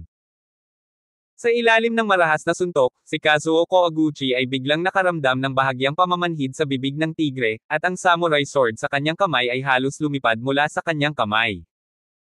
Hindi man lang ito tiningnan ni David, pagkatapos mahuli ang dragon slaying sword, tumakbo pa rin siya ng mabilis. Mukhang nabigla si Kazuo Koguchi, tinitingnan ang dragon slaying sword sa kamay ni David, ang kanyang mukha ay naging medyo pangit, Lingjan, ito pala ay isang espada na nagsilang ng sword spirit. Kabanata 1606. Ang mga mata ni Kazuo Koguchi ay kumislap sa kasakiman. Anak, marami kang kayamanan sa katawan mo. Tumalon si Kazuo Koguchi, at pagkatapos ay hinailan ng samurai sword ang bulaklak ng lotes sa hangin. Agad na lumaki ang lotes at binalot ang sarili kay David. Hindi nang ahas si Kazuo Koguchi na sundan ng diretso si David, natakot siya na baka bumagsak ang dragon slaying sword ni David. Alamin na ang isang taybak na gumagawa ng espiritu ng isang taybak ay hindi mabibili. Naramdaman ni David na may nanggagaling sa kanyang likuran, at likas na iwinagayway ang kanyang kamay pabalik, at agad na bumagsak ang isang sword shower. Ngunit ang matalas na liwanag ng espada ay tumagos sa bulaklak ng lotes, at hindi nagdulot ng anumang pinsala sa bulaklak ng lotes. Hindi nagtagal ay natakpan ang buong katawan ni David ng lotes na iyon. Brat, may kakayahan kang magpatuloy sa pagtakbo. Nang makita ni Kazuo Koguchi si David na may kontrol, malamig siyang ngumuso. Hindi siya pinansin ni David, ngunit hinawakan niya ang dragon slaying sword sa kanyang kamay, at isang kulay abong liwanag ang nagsimulang sumikat mula sa dragon slaying. Pagkatapos ay nilaslas ni David ang lotes ng isang mabangis na espada, ngunit ang liwanag ng espada ay tumagos kaagad at hindi nagdulot ng anumang pinsala sa lotes. Kumunat ang noo ni David, hindi niya maintindihan kung anong lotus flower ang nakakulong sa kanya dito, at kung bakit ang kislap ng kanyang espada ay hindi makapinsala sa lotus flower. Haha, hindi mo kailangang sayangin ang iyong enerhiya, ang lotus na ito ay isang ilusyon, kahit anong pilit mo, hindi mo ito mababali. Tumawa si Kazuo Koguchi. Lumapit si Kazuo Koguchi kay David at malamig na tumingin kay David, ibigay mo sa akin ang beast pill at ang espada sa iyong kamay, baka isipin ko ang iyong kamatayan. Tinitigan ni David si Kazuo Koguchi, totoo ba ang sinabi mo? Siyempre ang ibig kong sabihin, basta ibigay mo ang gusto ko, papakawalan talaga kita. Paniniguro ni Kazuo Koguchi. Sige, may ibibigay ako sayo. Gaya ng sinabi ni David, inihagis niya ang dragon slaying sword kay Kazuo Koguchi. Nang makita ito, si Kazuo Koguchi, hindi banggitin kung gaano siya kasabik, agad na kinuha ang dragon slaying sword. Nang hawakan ni Kazuo Koguchi ang dragon slaying sword sa kanyang kamay, bigla siyang nakaramdam ng malakas na aura ng dugo mula sa dragon slaying, at ang mga nakakatakot at madugong eksena ay patuloy na nag-flash sa kanyang isipan. Nagulat si Kazuo Koguchi at nagmamadaling inihagis ang dragon slaying sword sa lupa. Paano ang beast pill? Bigyan mo rin ako ng beast pill. Sabi ni Kazuo Koguchi kay David. Bigyan mo ako ng beast pill, pakakawalan mo ba ako? Kinumpirma muli ni David. Oo, papakawalan talaga kita. Tumango si Kazuo Koguchi. Saglit na nag-alinlangan si David, ngunit sa wakas ay inilagay ang kanyang kamay sa kanyang bulsa at inilabas ang beast pill. Kailangan mong sabihin ang iyong isip. Sabi ulit ni David. Huwag kang mag-alala, magbibilang talaga ako, bilasan mo at bigyan mo ako ng beast pill. Medyo naiinip si Kazuo Koguchi. Kinuha ni David ang beast pill at dahan-dahang iniunat ang kanyang kamay. Nang makita ito, mabilis na inabot ni Kazuo Koguchi para kunin ito. Pero pagkakuha pa lang niya ng beast pill, biglang pinaliit ni David ang kamay at sa kanila mo ng bibig ang beast pill. Bastos ka, akala ko binigay ko sayo. Tumawa si David. Galit na umungal si Kazuo Koguchi, "Boy, how dare you play with me?" Nang akmang sasalakayin ni Kazuo Koguchi si David, ang Dragon Slaying Sword na itinapon sa lupa ay biglang lumipad ng mag-isa, at pagkatapos ay sinaksak si Kazuo Koguchi mula sa likuran. Naramdaman lang ni Kazuo Koguchi ang lamig sa kanyang likod at nagmamadaling tumalikod upang harangan ang pag-atake ng Dragon Killing Sword. Sa sandaling ito, naikuyom ni David ang kanyang kamao at inihagis ang kanyang kamao patungo sa lotes. Banal na kamao ng liwanag. Sa pagkakataong ito ay hindi gumamit si David ng lakas ng kaisipan, ngunit dinurog ito ng dalisay na lakas. Boom! Sa ilalim ng banal na kamao ng liwanag, ang bulaklak ng lotes ay agad na nabasag at naging kawalan. At tumalo ng katawan ni David at nawala agad. Nang lumingon si Kazuo Koguchi, nalaman niyang nakatakas si David. "Anak, hintayin mo ako, kailangan kong durugin ang katawan mo sa 10,000 piraso." Umungol si Kazuo Koguchi, ngunit inaliw ang sarili sa kanyang puso, kahit na tumakas si David, nanatili ang espada. Ngunit nang lumingon si Kazuo Koguchi para hanapin ang Dragon Slaying Sword, natuklasan niya na matagal nang nawala ang Dragon Slaying Sword. Ang Dragon Slaying Sword ay matagal nang pinagsama sa katawan ni David, at imposibleng makuha ni Kazuo Koguchi ang Dragon Slaying Sword. Si David ay hindi nang ahas na huminto, ngunit nagpatuloy sa pagtakbo sa pinakamalapit na bayan. Ang beast core ng katawan ay patuloy na umaagos ng halimaw na kapangyarihan. Dapat makahanap si David ng isang lugar sa lalong madaling panahon upang pinuhin ang beast pill na ito. Kung hindi, ang kapangyarihan ng beast pill ay palaging magagalit sa katawan ni David. Sa sandaling ito, sa maliit na bayan na pinakamalapit kay David, sina Humazi at Gayuhan ay sabik na naghihintay kay David. "Master Hu, sa tingin mo ba magiging okay si Mr. Chen?" Si Gayuhan ay mukhang nagkasala, ngunit ginawa ito ni David dahil iniligtas niya siya. "Huwag kang mag-alala, ang batang ito ay may magandang buhay, binilang ko ang kanyang buhay para sa kanya, hindi siya maaaring mamatay." Bagamat mahinahong nagsalita si Humazi, puno ng pagkabalisa ang kanyang mukha. Di nagtagal, naramdaman ng dalawang tao ang paghinga ni David, kaya masaya ang mga mukha nila, at nagmamadali silang pumunta sa lugar ng paghinga. Nang makita nila si David, medyo natarante sila. Nakita nilang sisubog na si David at namumula ang mukha. "Nagsimulang maging berde ang balat sa katawan ko. David, ano bang nangyayari sa'yo?" Humazi humakbang at nagtanong. "Master Hu, nilunok ko ang Spider Beast Pill, ngunit hindi pa ito napino. Kailangan kong makahanap ng ligtas na lugar para pinuhin ang Beast Pill." Ipinaliwanag ni David kay Humaz. "Sundan mo ako." Mabilis na dinala ni Humazi si David patungo sa hotel. Pagkatapos mag-check-in, ipinaliwanag ni David na sinusubukan ni Humazi na ipaalam sa Kyoto na naligtas si Gayuhan para hindi siya matawag. Ang isa pang bagay ay hayaang protektahan siya ni Humaz at Gayuhan dito at pagbutihin ang high-level na beast pill na ito. Alam ni David na hindi matatapos ang breeding sa maikling panahon. Di nagtagal, pumasok si David sa silid ng pagsasanay sa silid, patuloy na pinipino ang mga pildores ng hayop sa kanyang katawan. Sunod-sunod na sinundan ni Humazi si Gayuhan para magbantay sa labas. Lumipas ang kaunting oras. Sa isang kisap mata, kalahating buwan ang lumipas, at biglang idinilat ni David ang kanyang mga mata sa silid. Nakahinga siya ng maluwag. Mukhang hindi bumabawi ang espiritual na enerhiya. Ang bilis ng paglilinang sa mundong ito ay masyadong mabagal. Nang pinuhin ni David ang Beast Pill, ang kanyang kaharian ay hindi pa nakakalusot sa third-class Great Marquis. Bagamat hindi napigilan ng batas ng langit at lupa si David, napakabagal pa rin ang cultivation ni David. Sa katunayan, hindi alam ni David na ang kanyang kasalukuyang bilis ng paglilinang ay itinuturing na isang baluktot na antas. Walang makakatalo sa kaharian ng dakilang Marquis sa napakaikling panahon.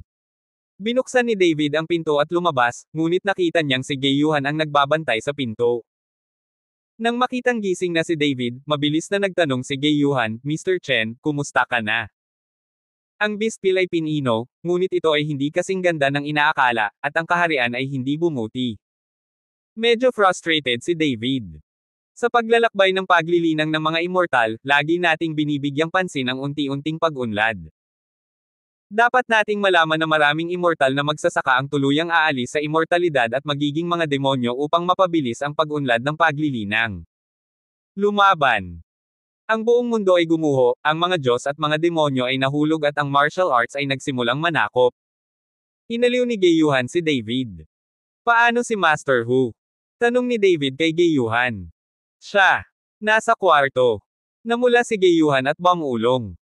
Kabanata 1607.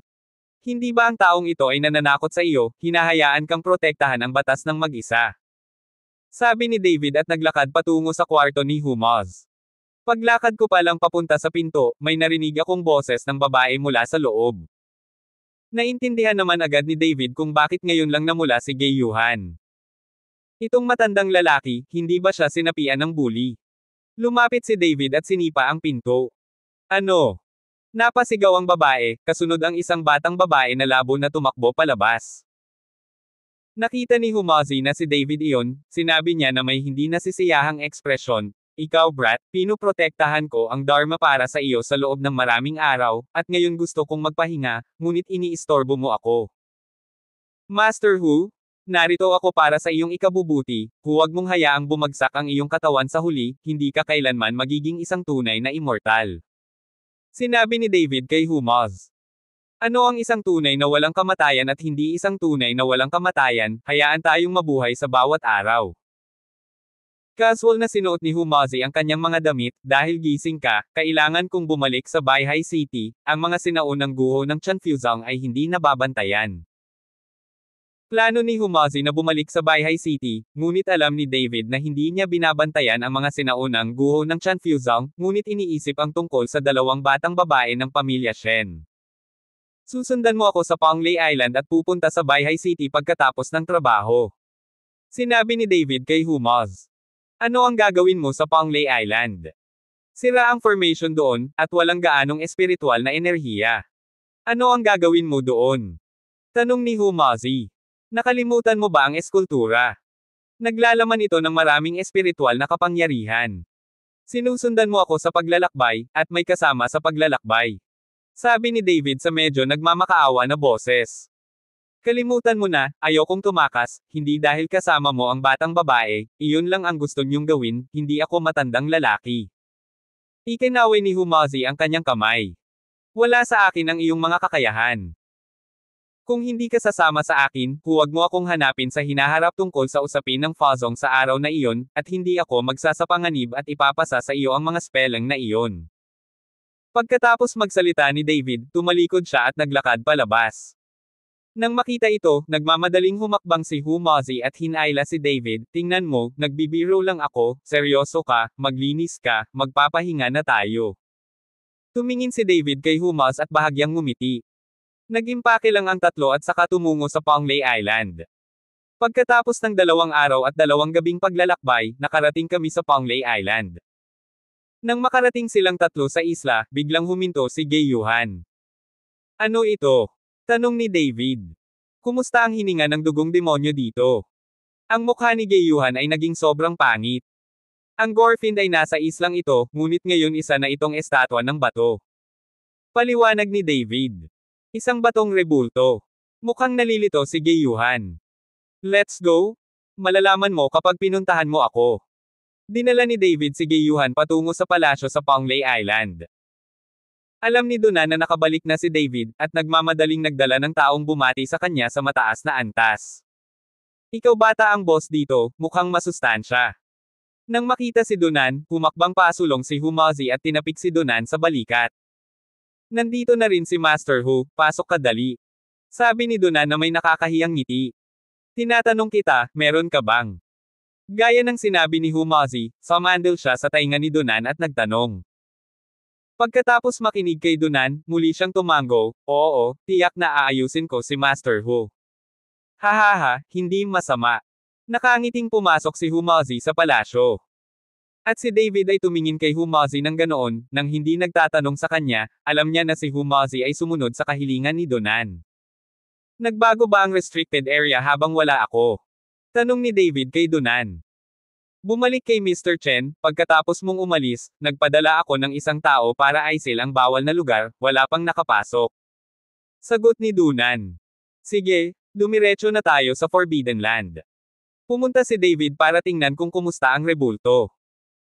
Nang dinala ni David ang mga tao sa ipinagbabawal na lugar, ang buong tao ay nagulat nang makita na ang malaking batong estatwa ay nagkawatak-watek na, at sa gitna ng mga batong estatwa, isang bangkay ang nakahiga sa loob ng batong rebulto. Kung titignan mo ang integridad ng katawan, parang kamamatay lang, at pati balat na babanat pa. Sa pagkakataong ito ay medyo hindi na nakaimik si David. Hindi niya maintindihan kung bakit biglang sumulpot ang katawan dito. Tumingin si David kay Dunan, at sa sobrang takot ni Dunan ay pawis na pawis siya at sinabing, Mr. Chen, ako. Hindi ko alam kung ano ang nangyayari, wala pang pumasok. Ito. Hindi ko alam kung sino ang katawan na ito. Napakunot ang noo ni David, nagtataka kung bakit biglang lumitaw ang isang sariwang katawan dito. Ngunit sa sandaling ito, si Gayuhan, na nasa tabi ni David, ay tumingin sa katawan, ang kanyang mukha ay lalong naging pangit. Ito si Gorfind. Sabi ni Gayuhan sa nanginginig na boses. Dugong demonyo. Nagulat si David at nagmamadaling tumingin muli sa katawan at nakitang napakabata pa ng katawan ng lalaki, mga 30 taong gulang pa lamang, may matingkad na mga mata, hindi ganoong klase ng demonyo. At kung titignan ang katawan, parang kamamatay lang nito, paano ito naging dugong demonyo na libo-libong taon ng patay? Girl, what Gorfind? Kilala mo ba ang taong ito? Hindi pa rin alam ni Humazi kung ano ang Gorfind, kaya tinanong niya si Gayuhan. Tumango si Gayuhan, nakita ko na ang mga Gorfinds, at pinatay ng mga Gorfinds ang Guanghan Palace. Hindi ko inasahan na napakabata nitong si Gorfind, at sa loob ng libu-libong taon ay hindi nabulok ang katawan, parang kamamatay lang. Laking gulat ni David. Hindi siya patay. Pagdating ko pa lang sa isla, naramdaman ko na ang hininga niya. Walang hininga ang mga patay. Sabi ni Gayuhan. Nang marinig ito ni David, siya ay namangha. Kung hindi namatay ang Gorfind na ito, isa sa kanila ay ayaw pang mabuhay. Ang gayong malaking diablo na nabuhay sa libu-libong taon ay dapat na napakalakas. Nang makita ang kinakabahang hitsura ni David, nagpatuloy si Gayuhan, huwag kang mag-alala, kahit na hindi pa siya patay, hindi na siya muling mabubuhay. Ngayon ay natatakot siya na mayroon lamang siyang hininga ng nakakagalit na enerhiya upang maprotektahan ang kanyang katawan mula sa pagkabulok. Nang sabihin ito ni Gayuhan, gamaan ang loob ni David. Mabuti naman dahil hindi siya mabubuhay, ngayon ay susunugan ko ang katawan ng lalaking ito sa lupa, nakakatakot. Sinabi ni David, isang mapusyaw na asul na apoy ang sumayaw sa kanyang palad, na sinundan ng isang pagsabog ng espiritual na kapangyarihan na itinurok sa apoy, at isang malaking apoy ang nasunog. Itinulak ito ni David, at binalot ng apoy ang katawan ng Gorfind, at nagsimula itong mag-alab ng tuloy-tuloy. Ngunit ang apoy ay nasunog ng mahabang panahon, at ang katawan ng Gorfind ay hindi nagbago kahit kaunti. Natigilan si David nang malaman niyang isa siyang tunay na apoy, halos hindi magagapi. Pero ayaw mong masunog kahit isang laman ang katawan. Paano ito nangyayari? Nagtatakang sabi ni David. Makapangyarihan ng Gorfind na ito, kahit na ito ay isang pisikal na katawan, hindi ito madaling sirain ng iba. Sabi ni Gayuhan. Nang marinig ito ni David, bahagyang kumunat ang kanyang mga kilay, at maingat niyang tiningnan ang matabang katawan ng Gorfind. Napakalakas ng katawan ng lalaking ito na kung makakagawa siya ng katawan ng isang manika, hindi ba siya magiging walang talo sa mundo? Sa pagkakataong ito, sinabi ni Humazi sa isang tabi. Nang marinig ito ni David ay agad na nagningning ang kanyang mga mata. Gaya ng sinabi ni Humazi, kung kaya niyang gawing puppet body ang katawan ni Gorfind at susundin ang kanyang mga utos, hindi siya magagapi sa mundo. Anong martial arts association, dumiretso na para pabagsakin at iligtas si Sonya. Ngunit si David ay hindi marunong magproseso ng mga bangkay, at hindi siya marunong magproseso ng pagkain ng manika. Master Hu, mayroon ka bang paraan para gawing puppet body ang katawan ni Gorfind? Tanong ni David kay Humaz. Paano ko magagawa ang gayong pangkukulam, ako ay isang seryosong immortal na magsasaka, hindi isang masamang magsasaka. Paulit-ulit na iwinagayway ni Humazi ang kanyang mga kamay. Kabanata 1608. Anong akala mo kay Gorfind? Gusto mo pa gumawa ng puppet sa katawan niya? Joke yun. Tumingin si Gayuhan kay David at Humazi nang walang laman at sinabing. Ang Gorfind na ito ay supling ng isang kagalang-galang na Panginoon libu-libong taon na ang nakalilipas, at kahit na hininga lang siya ng nakakagalit na enerhiya, ang kanyang katawan ay hindi isang bagay na madaling gawing pupe ng iba. Nang marinig ito ni David, siya ay bumantong hininga, "Hoy, nakakalungkot na ang makapangyarihang katawan na ito ay hindi maaaring sirain, hindi ito magagamit." Ngunit ang mga salita ni Gayuhan ay nagbago sa pagkakataong ito, bagaman ang katawan ng Popeye ay hindi maaaring gawin, maaari mong angkinan ang kaluluwa upang kontrolin ang katawan ng Gorfin, ngunit ang kaluluwa ay dapat na malakas, at imposibleng makontrol ang katawan ng masyadong mahaba, kung hindi, ang kaluluwa ay masisira. Kinakain ng laman. Kaluluwa. Si David ay namangha, ngunit pagkatapos ay umiling, "Kung pag-aari ko ang aking kaluluwa, hindi ba't ang aking sariling katawan ay magiging bangkay na naglalakad? Ikaw tanga, bakit kailangan mong magpadala ng isang kaluluwa? Maaari mong mahanap ang kaluluwa at pagkatapos ay itali ito sa iyong espiritual na kahulugan at hayaan itong kontrolin ang dugo ng demonyong laman, upang makontrol mo ang dugo ng demonyong laman." Ngumiti si Gayuhan kay David. Nang marinig ni David ang epiphany, tinampol niya ang kanyang noo at sinabing, "Oo, bakit hindi ko naisip ang pamamaraang ito?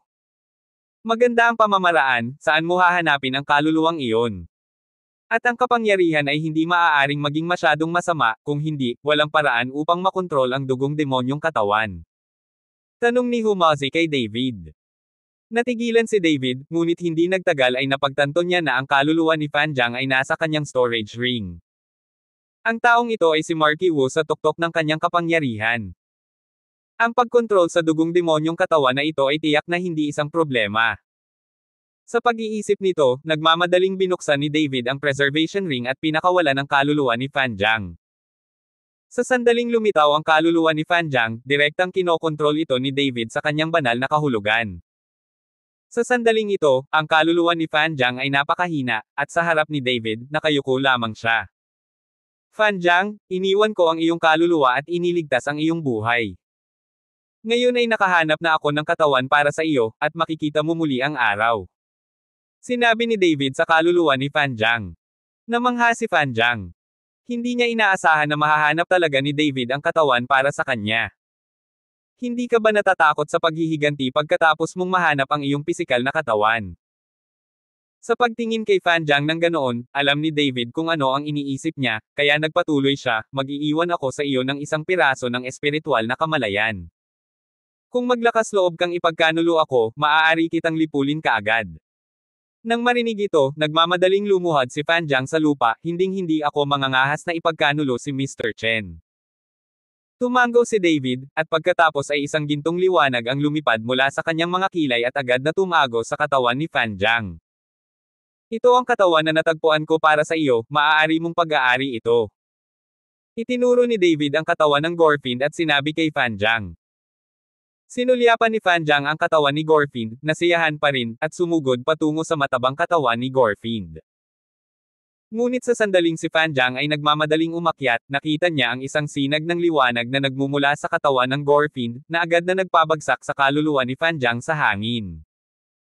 Sa pagkakataong ito, natigilan ang lahat, at huminga ng malalim si Fanjang, "Napakalakas ng katawan, ako. Hindi ko talaga maabot." Napatingin din si David kay Gayuhan ng may pagtataka. Ang kapangyarihan ng kaluluwang ito ay masyadong mahina, kaya hindi ito makalusot sa hadlang ng dugong demonyong katawan. Paliwanag ni Gayuhan. Mahina pa rin ang lakas ng Wow Peak. Saglit na natahimik si David, itong Fanjang ay ang lakas ng rurok na wow, at hindi niya makontrol ang katawan ng dugong demonyo, anong uri ng lakas ang kailangan? Doho. Saan pumunta si David para hanapin ang kaluluwa ni Doho? Sa pagkakataong ito si David ay parang impes na lobo. Dahil hindi makontrol ang kaluluwa ni Fanjang, maibabalik lang ni David ang kaluluwa ni Fanjang sa storage ring. Nang magsisimula na si David, biglang sinabi ni Fanjang, "Mr. Chen, gusto mo bang buhayin ang katawan na ito?" "Hindi masama." Tumango si David. "Bagaman hindi ko kayang pag-aari ang katawan, maaari nating gawin ang katawan na ito na isang katawan ng Popeye, at pagkatapos ay maaari nating sundin ang mga utos ni Mr. Chen." Nagmamadaling sinabi ni Fanjang na ayaw niyang ilagay siya ni David sa isang storage ring. "Alam mo ba kung anong lakas meron ang katawan na ito? Gusto mo pa bang gawing puppet body?" Malamig na bumantong hininga si Humazi. "Ang bawat katawan ay mabuti, hanggat ito ay isang katawan, maaari kong isagawa ito, kahit na ito ay ang larangan ng pagbabagong anyo." Puno ng kumpiyansa ang mukha ni Fanjang. Kaya mo ba talagang mag-practice? Nag-alinlangan si David. Mr. Chen, hinding-hindi ako mangangahas na linlangan ka. Magalang na sabi ni Fan Jiang. Well, you refine it. If you can successfully refine it, I will definitely find you a luscious body. Sabi ni David. Mukhang nalilito si Fan Jiang, Mr. Chen, isa na lang akong kaluluwang katawan ngayon, at hindi ko ito mapino. Kailangan kong makahanap ng katawang laman. Tumingin si David kay Fan Jiang at hindi nagsalita ng matagal. Saglit siyang nabigla, tumango siya at sinabing, sige, hahanapin ko ang katawan para sa iyo, ngunit kung maglalakas loob kang magsinungaling sa akin, tiyak na pagsisisihan ko ito. Don't you dare? Now Mr. Chen is a great marquis. Kahit mahanap ko ang katawan ko, hindi ako ang kalaban ni Mr. Chen. How dare I deceive you? Mabilis na nakumbinsi ni Fan Jiang. Dunan, hanapin mo ang bangkay. Utos ni David kay Dunan. Tumango si Dunan at hindi nagtagal ay natagpuan ang bangkay. Ang katawan na ito ay puno ng balbas, at ang kanyang hitsura ay hindi masyadong maganda. Kahit na medyo naiinis si Fan Jiang, ngunit ngayon, hanggat muli niyang nakikita ang araw, wala siyang pakialam. Hindi nagtagal, si Fan Jiang ay nakakabit sa katawan, at nang imulat ng balbas na katawan ang mga mata nito, nagising si Fan Jiang. Pagtingin sa katawan ni Fan Jiang, puno ng pananabik ang kanyang mukha. Ngayon ay maaari kang gumawa ng mga katawan ng manika. Sabi ni David kay Fan Jiang. Mr. Chen, para pinuhin ang napakalakas na puppet body, kailangan mong bumuo ng isang formation. Sabi ni Fan Jiang. Kumunat ang noo ni David, gaano katagal? Ilang oras lang. Okay, hayaan mo si Duna na magpadala ng tutulong sa iyo, bilasan mo. Tumango si David, pagkatapos ay tumalikod at umalis sa ipinagbabawal na lugar. Si David at ang iba ay pagod at kailangan munang magpahinga. David, ganun ba ang tiwala mo sa lalaking iyon? Tanong ni Humazi kay David. Hindi siya dapat manggahas na magsinungaling sa akin. Bilang pinuno ng masamang magsasaka, maaaring may paraan talaga siya para gawing puppet body ang katawan ni Gorfind. Makakaasa lang si David kay Fan Jiang ngayon. Mabilis na lumipas ang mga oras. Nagpadala si Duna ng isang tao upang tawagan si David at ang iba pa. Nang pumasok siya sa ipinagbabawal na lugar, nakita ni David na mayroong 5 o 6 na metrong taas na pormasayon sa gitnang posisyon. Bilang karagdagan, ang mga mahiwagang instrumento ay inilagay sa paligid ng pormasayon, na tinatayang gagamitin upang patatagin ang pagbuo. Mr. Chen? Handa na ang mesa, ngunit walang tamang mga instrumento dito upang patatagin ang mesa. Natatakot ako na sa panahon ng pagpino, hindi ito makayanan ng mesa at babagsak ito. Hindi ko alam kung may mga advanced na instrumento si Mr. Chen. Tanong ni Fan Jiang kay David. Umiling si David na may pagtataka sa mukha, wala rin akong magic weapons. Mayroon akong spirit sword, magagamit ko ba iyon?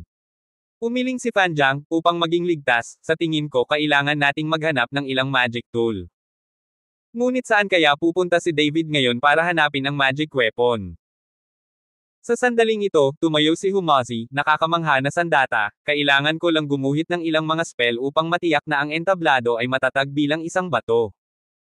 Sabi ni Humazi, kinuha ang dilaw na papel, at pagkatapos ay may sinabi sa kanyang bibig, na iginuhit niya sa dilaw na papel. Hindi nagtagal, gumuhit ng spell si Humazi at inilabas ito sa lahat ng 4 na sulok ng entablado. Sa pagtingin sa pamamaraan ng talisman ni Humaz, nagulat si Fan Jiang. Hindi niya inaasahan na may mga taong napakagaling sa mga diskarte sa anting-anting. Kabanata 1609. Inutusan ni Fan Jiang ang katawan ng Gorfind na ilagay sa gitna ng entablado, at pagkatapos ay inilabas ito at tumingin kay David at sinabing, Mr. Chen, kailangan mo pa ng ilang patak ng iyong asensya ng dugo upang tumulo sa katawan, at pagkatapos ay makontrol mo siya. Tumango si David, tumalon-talon sa entablado, at pagkatapos ay pinilit ang ilang patak ng asensya ng dugo mula sa kanyang mga kilay, tumulo sa laman ng dugong demonyo. Nang tumulo ang esensya ng dugo sa dugong demonyong laman, agad itong nasipsip sa katawan. At tila na-stimulate ang katawan ni Gorfind, at nagsimula itong mamilipit. Nagtatakang tumingin si David kay Fan Jiang. Tumalon si Fan Jiang sa entablado at sinabi kay David, Mr. Chen, sa oras na pinipino ko ang katawan ng manika, walang sinuman ang pinapayagang mang-istorbo sa akin, kung hindi, ito ay magiging walang silbi. Huwag kang mag-alala, ako mismo ang magbabantay dito, pero ilang araw ang aabutin mo para linisin ang katawan ng manika? Tanong ni David. Hindi niya kayang protektahan si Fanjang nang walang katapusan. Kung magsisinungaling si Fanjang, hindi siya mabubuhay. Pagkatapos ay kailangang protektahan ni David at ng iba pa ang batas sa lahat ng oras. Tumangala si Fanjang sa langit at pagkatapos ay nagsabi, maaaring tapusin ang pagpipino bago magdilim. Oo. Tumango si David at tumalon sa stage. Hindi nagtagal, dahan-dahang itinaas ni Fanjang ang kanyang kamay, bumulong ng mga salita, at ang kakaibang puwersa ay bumangon mula sa lupa, at pagkatapos ay sumanib ang mga puwersang ito sa katawan ni Gorfind. Tahimik na naghintay sina David at Humazi para protektahan si Fanjang. Lumilipas ang oras bawat segundo. Nakita ni Fanjang na dumidilim na, at hindi siya gumalaw, gayon din ang katawan ng Gorfind. Gayunpaman, ang mga kakaibang puwersa ay patuloy na tumataas mula sa lupa. Baka sa mukha ni David ang pagkabalisa, ngunit hindi niya maiwasang maghintay. Sa sandaling ito, isang biglaang pag-aaway ang tumunog sa labas, at sa dalawang nakakatakot na paghinga, ito ay patungo sa ipinagbabawal na lugar. Nagbago ang mukha ni David, may tao ba dito? Ang hininga ay hindi mahina, ang kaharian ng dakilang Marquis. Kumunat din ang noo ni Humazi at sinabing. Tumingin si David kay Fanjang sa entablado, at pagkatapos ay sinabi kay Yuhan, Yuhan, manatili ka rito, huwag hayaang may lumapit, sasama ako kay Master Hu para manood.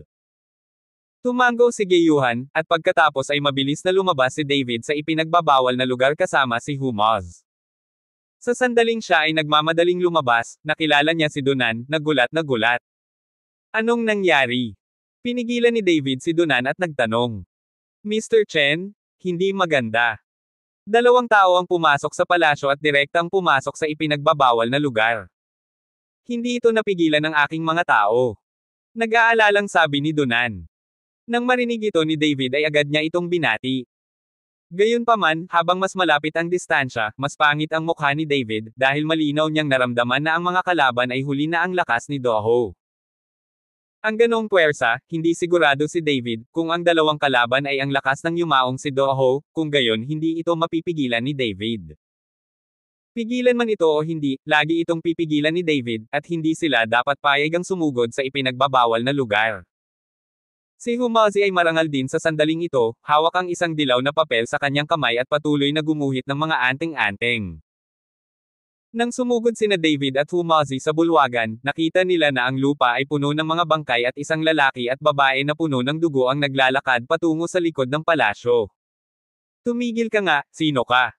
Bakit ka nakapasok sa palasyo at pumapatay ng mga tao nang walang pinipili? Pinigilan ni David ang dalawang ito sa harapan niya.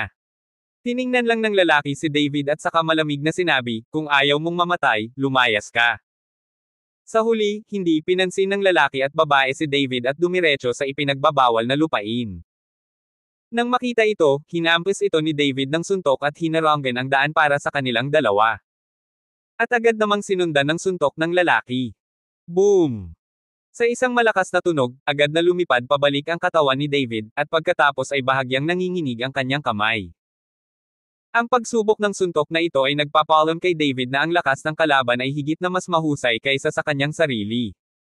Sino ka? Anong gusto mo? Pwede kitang ibigay. Alam ni David na kung gagamit siya ng dahas, baka hindi sila mapipigilan ni Humazi, kaya gusto niyang iantala ang oras. Kami ay mula sa sekta ng demonyo, at ngayon kailangan naming kunin ang katawan ng Gorfind. Sabi ng lalaki kay David. Sektang espirito ng Diablo. Natigilan si David, hindi pa niya narinig ang sekta na ito, at paano nalaman ng kabilang partido na narito ang bangkay ni Gorfind. Anong dugong demonyong katawan ang sinabi mo, wala naman tayo dito. Mali ba ang nahanap mo? Nagkunwaring walang kamalay-malay si David at sinabing. Anak, itigil mo na ang pagpapanggap, ang sinabi namin, naiintindihan mo sa iyong puso, kung ibibigay mo ngayon ang katawan ng dugong demonyo, maaari kaming umalis kaagad, at hindi ka namin ikakahiya. Nagsalita yung babae. Hindi ko talaga alam. Umiling si David. Kunwari, sa tingin ko hindi ka iiyak nang hindi nakikita ang kabaong. Nang matapos magsalita ang babae, itinaas niya ang kanyang paa at sinipa si David. Sa isang iglap ay dumating ang mahahabang binti na puti ng nyebe sa harap ni David. Mabilis na umatras si David, pagkatapos ay hinawakan ng dalawang kamay ang bukong-bukong ng lalaki at biglang umatras. At ang babae ay tumalo ng lakas, ang mga paa ay parang mga ahas ng tubig, nakapulupot sa katawan ni David. Nahiya agad si David na makipag-close sa isang babae.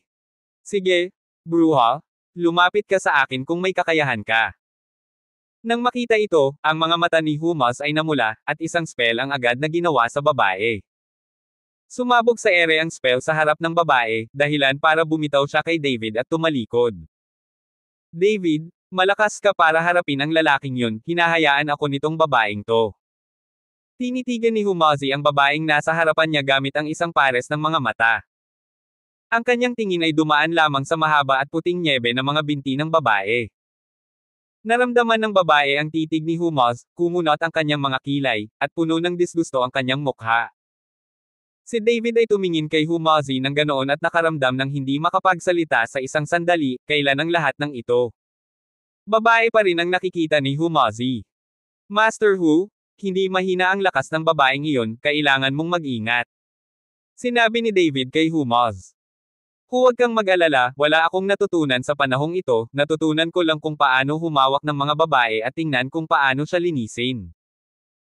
Gaya ng sinabi ni Humazi, siya ay gumawa ng ilang mga spell patungo sa babae, pagkatapos nito ay sumugod si Humazi patungo sa babae. Bang bang bang. Ilang anting-anting ang sumabog sa hangin, nag-aapoy at direktang hamarang sa pag-urong ng babae. Sa puntong ito, nakarating na si Humazi sa harap ng babae, na may kahabag-habag na mukha, ibinuka niya ang kanyang bibig at mga kamay at niyakap ang babae. Galit na galit ang mukha ng babae, at binasag niya ito ng walang awa na suntok. Nang akmang hahampasin ng babae ang dibdib ni Humaz ng suntok, biglang sumabog ang spell sa dibdib ni Humaz. Nagulat ang babae, ngunit umatras siya at nakitang nakaharang din siya sa likuran. Sa sandaling ito, si Humazi ay nasa harap na ng babae, at iniunat niya ang kanyang kamay at direktang hinawakan ang mukha ng babae. Nang makita ang kanyang kamay, mabilis na umatras si Humazi, ngunit nasa likod pa rin siya ng isang hakbang. Hinawakan ni Humazi ang babae, at galit na siya, sinipa niya ang paa niya palabas. Diretso niyang sinipa ang mga buto ng flax at bumagsak ng husto sa lupa. Napangiti si Humazi sa sakit, ngunit bamulong, sensitive talaga, mad-ulash talaga. Tumingin si David kay Humaz, talagang hindi niya alam kung ano ang sasabihin. Paano nagawa ng lalaking ito ang pagkamatay ng dalaga? Sumunod ka sa kamatayan.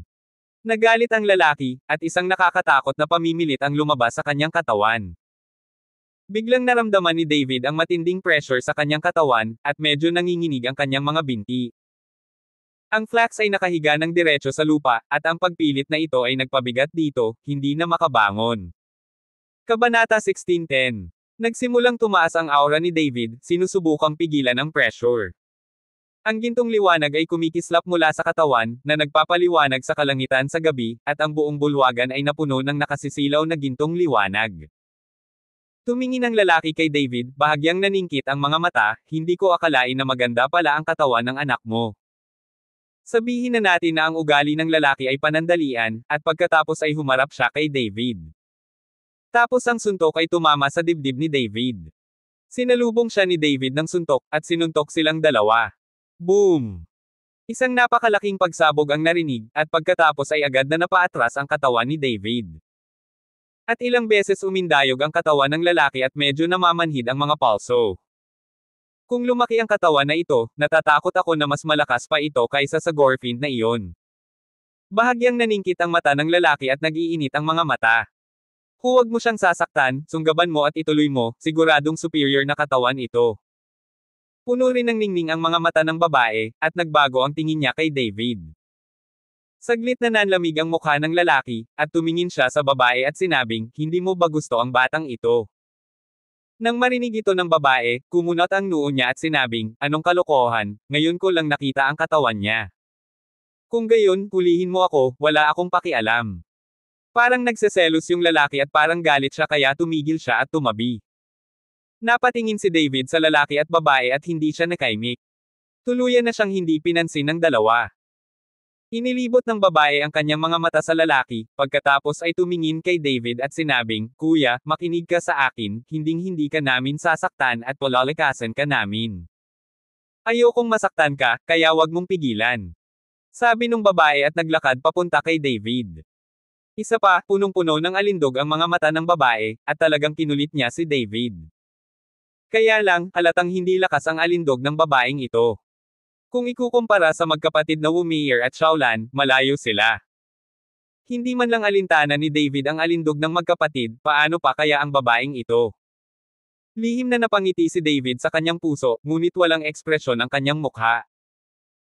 Nang makita ng babae ang matamlay na mukha ni David, bahagyang itinaas ng babae ang mga sulok ng kanyang bibig, lumapit kay David, at marahang hinaplos ang mukha ni David ng kanyang mga kamay. Nang makita ito, galit na hinampas ni Humazi ang kanyang mga kamao sa lupa, sobra, bakit hindi mo ako hawakan? Bumantong hininga ang babae na parang asul at mahinang bumulong, Kuya, makinig ka kay ate, sumama ka kay ate, please. Hinawakan ng babae ang kamay ni David at akmang aalisin si David. Ngunit nang hilahin ng babae ang kamay ni David pataas, isang maliwanag na liwanag ang biglang sumilay sa mga mata ni David, na sinundan ng isang ngiti sa gilid ng kanyang bibig. Hindi ko inaasahan ang magiging reaksyon ng babae. Dinurog ito ni David sa pamamagitan ng paghampas sa banal na liwanag. Ang suntok na ito ay tumama sa tiyan ng babae at agad siyang natamba. Hindi handa, sinaktan ni David ang babae, bumagsak ang katawan nito sa lupa, at tumulo ang dugo sa gilid ng bibig niya. Napakalupit ba ng lalaking ito sa mga babae? Nang makita ito, nagulat si Humazi. Nang makita ng lalaki na pinatumba ni David ang babae sa isang suntok, agad itong nagalit at nagsimulang bumangon ang pulang apoy mula sa kanyang katawan. Binalot ng apoy ang katawan ng lalaki, at isang heatwave ang dumaan sa isang iglap. Tiningnan ni David ang apoy na umaangat mula sa lalaki, at ang kanyang mukha ay agad na naging medyo pangit. Ang lalaking ito ay talagang marunong magkontrol ng apoy, at sa hitsura nito, siya ay nasa antas ng pagiging perpekto. Pinasigla ni David ang kapangyarihan ng dragon sa kanyang katawan, at kumislap ang mga gintong ilaw, na sinundan ng isang gintong dragon na bumabalot sa katawan ni David. Para tumawag sa telepono. Nakita ko ang lalaki na iwinagayway ang kanyang palad, at ang apoy mula sa kanyang katawan ay umatake kay David, at isang napakalaking heatwave din ang umikot sa paligid. Hindi nang ahas na lumaban si David, kaya lang niyang umatras at umiwas kung saan-saan, ngunit tila may mga mata na hinahabol ng apoy si David. Nang makita ito, napahinto lamang si David, at ang isang mapusyaw na asul na apoy ay agad na nag-apoy sa kanyang palad, na may basbas ng banal na dragon, ang apoy ay tumaas. Nagpa siya si David na labanan ng apoy sa pamamagitan ng apoy, bahagyang idiniin ang palad ni David, at isang mapusyaw na asul na apoy ang agad na nag-apoy sa lupa, na bumubuo ng isang pader ng apoy sa harap ni David. Kaya mo pa ring kontrolin ang apoy, ngunit napakaliit mo. Napatingin ang lalaki sa firewall sa harap ni David at hindi napigil ang tumawa. Wuho! Di nagtagal, isang grupo ng mga apoy ang tumagos sa dingding ng apoy at marahas na tinamaan si David. Agad na bumangon ang apoy mula sa katawan ni David, at nahulog siya sa lupa. Kaagad pagkatapos, nakita ko ang katawan ng lalaki na tumalon at nagsimulang mag-apoy sa hangin. Parang nasusunog ang buong bulwagan. Bumaba ang apoy, na may kakilakilabot na puwersa, na parang nagpapahina sa katawan ni David. Kinagat ni David ang kanyang mga ngipin, ang bawat kasukasuan ng kanyang katawan ay dumadagandong. Naging dugo ang mga mata ni David, at nagsimulang umagos ang dugo mula sa kanyang ilong at bibig. Ngunit nang ang apoy ay malapit nang bumagsak kay David mula sa himpapawid, isang biglaang lamig ang dumating, at pagkatapos ay isang agos ng tubig na ambon ang dumaloy patungo sa apoy, na direktang pinatay ang apoy. Mukhang nagulat si David. Hindi niya alam kung sino ang tumulong sa kanya. Nang lumingon siya ay napagtanto niyang ito pala ang babaeng tumulong sa kanya kanina lang. Anong gagawin mo? Napatingin ang lalaki sa babae na may galit sa mukha. Hindi mo siya mapapatay, ako. Lumapit ang babae kay David na may malamig na mukha, at mukhang kanina pa niya kinukonsidera ang suntok. Tumingin ang lalaki sa ekspresyon ng babae at walang sinabi, ngunit umatras ng ilang hakbang. Napatingin ang babae kay David, at direktang bumalot kay David ang lamig ng katawan nito. Ang katawan ni David ay mabilis na napalitan ng yelong asul na mga kristal, at biglang bumangon ang mga yelo mula sa lupa, na nakakulong kay David sa lupa na parang isang hola. Gustong kumawala ni David, ngunit ang kanyang katawan ay matigas na hindi siya makagalaw. Maaari kitang bigyan ng pagkakataon, ngunit sinira mo ito ng iyong sariling mga kamay, kaya ngayon kailangan mong mamatay. Nang matapos magsalita ang babae, biglang lumitaw ang isang matalim na yelo sa kanyang palad, na nakatutok sa ulo ni David. Ang kapangyarihan ng dragon sa katawan ni David ay patuloy na lumalakas, at ang espiritual na kapangyarihan sa kanyang dantian ay mabilis ding lumalabas palabas. Dapat niyang basagin ang kristal na layer sa kanyang katawan, kung hindi ay talagang mamamatay siya. Nang akmang sasalakayin ng babae si David, biglang lumipad ang linan na nakahandusay sa lupa at niyakap ang puting nyebe na hita ng babae. David, tumakbo ka ng mabilis. Sigaw ni Humazi kay David. Ano? Galit na sigaw ni David, nabasag ang mga kristal sa kanyang katawan, at pagkatapos ay tumalon si David, tumalikod, at tumakbo patungo sa ipinagbabawal na lupain. Alam niyang hindi siya kalaban ng 2 taong ito sa labanan. Saglit na nagulat ang babae, at pagkatapos ay gustong habulin si David, ngunit nalaman niyang nakayakap si Humazi sa kanyang binti at patuloy na hinihimas ang kanyang mukha sa kanyang binti dahil sa disgusto. Hayaan mo, bitawan mo ako. Sinipa ng babae si Humazi ng malakas, ngunit hindi binitawan ni Humazi. Sa sandaling ito, nang makita ng lalaki si David na tumatakbo palayo, ang kanyang katawan ay tumalon, ang kanyang mga kamao ay nabalot ng apoy, at pagkatapos ay sinuntok niya si David. Ang suntok na ito ay napakalakas at nagdadala ng heatwave. Si David ay hindi nang ahas na huminto, ang dragon slaying sword ay agad na lumitaw sa kanyang kamay, at ang turn ay lumalaslas. Kumalabog. Ang dragon slaying sword ay lumabas na may malakas na tunog, isang nakakatakot na puwersa na halos lumipad palayo sa dragon slaying sword na nasa kamay ni David. Sa kapangyarihang ito, sumugod ang figure ni David sa napakalayo. Damn, masyadong nakakatakot ang kapangyarihang ito. Si David ay hindi nang ahas na huminto, ngunit patuloy na tumakbo pasulong. Hinahabol na naman ng lalaki si David. Napakabilis ng takbo ng lalaki, at nahuli niya si David sa isang kisap mata. Nagngangalit si David at pumihit gamit ang isa pang espada. Kumalabog. Sa pagkakataong ito, ang dragon killing sword sa kamay ni David ay agad na sumabog, at ang bibig ng tigre ni David ay bumuka at umagos ang dugo. Nagbago ang mukha ni David, nang wala ang dragon killing sword, si David ay makakalaban lamang ng husto. Bang bang bang. 3 sunod-sunod na suntok ang ibinato ng lalaki, at 3 suntok din ang ibinato ni David. Pagkatapos ng 3 suntok, lumipad ang katawan ni David at bumagsak ng husto sa lupa. Ang tunay na nima ay perwisyo. Napatayo si David na baka sa mukha ang pag-aalala, ang lakas naman ng lalaking nasa harapan niya. Huminga ng malalim si David, at ang dragon slaying sword ay bumalik sa mga kamay ni David, na sinundan ng pagbubuhos ng divine dragon power sa dragon slaying sword. Abangan ang mga susunod pang kabanata ng David Chen, ang lalaking walang katulad. For more updates, please subscribe to my YouTube channel and don't forget to like and share. Thanks for your support.